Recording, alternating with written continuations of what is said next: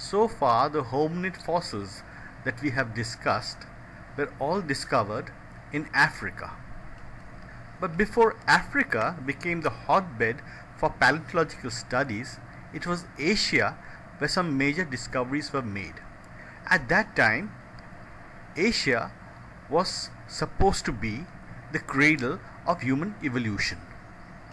You might remember the species Shivapithecus indicus, Ramapithecus shivalensis, that were at one time supposed to be close to Homo sapiens.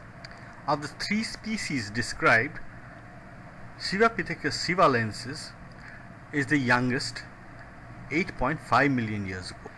It was only when in 1982 a large part of the face and jaw of a Shivapithecus was discovered that the specimen was observed to have similarities to the orangutan skull. Today, Ramapithecus and Shivapithecus are no longer thought to represent anything near Homo sapiens. Then what is it that for 50 long years Ramapithecus and Shivapithecus held a roost so far old hominids were concerned? Well, would you believe it? It was just some badly diagnosed dentition.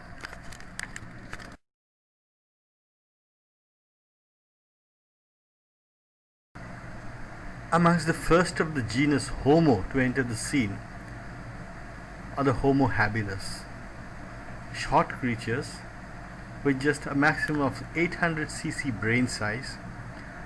They lived between 2.5 to 1.6 million years ago. They were the first tool makers and had developed reduced molars and premolars. Probably meat-eating, possibly arboreal, they had no speech.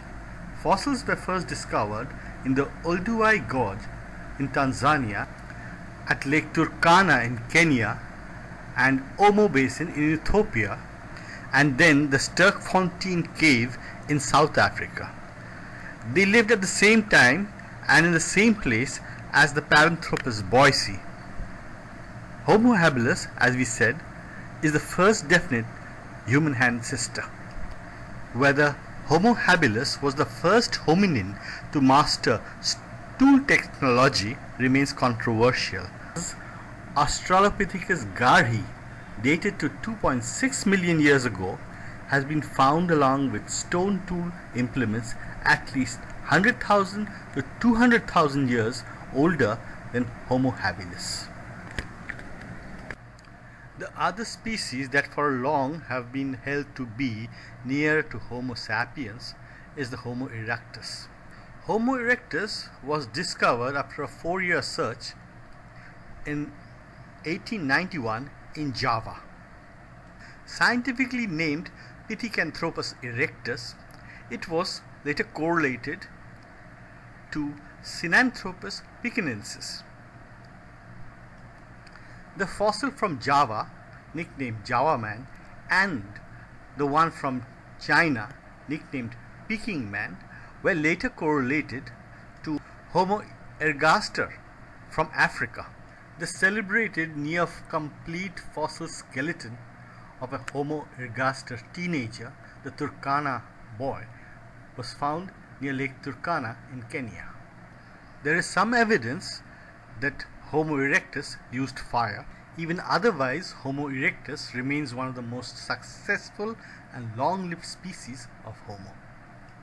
It is now believed that Homo erectus is a descendant of early genera such as Ardipithecus and Australopithecus, or early Homo species such as Homo habilis or Homo ergaster.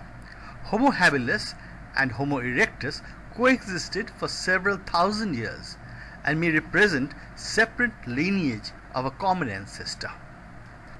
Homo erectus was possibly the first hominid to live in small social groups similar to modern hunter-gatherer band societies. Homo erectus or Homo ergaster are thought to be the first hominid to hunt in coordinated groups, use complex tools, and care after infirm or weak companions. It is now understood that Homo erectus originally migrated from Africa during early Pleistocene, possibly as a result of the operation of the Saharan pump around 2 million years ago, and dispersed throughout much of the Old World. Fossilized remains 1.8 and 1 million years old have been found in Africa, Europe, Asia, Indonesia, and China. Our very own Narmada man, found in the central Narmada Valley, has been dated to 75,000 years before present at the upper middle level based on the youngest Toba ash. There is a dispute as regarding its taxonomic status as to whether it is a Homo erectus or Homo sapien or a variety of Homo heidelbergensis.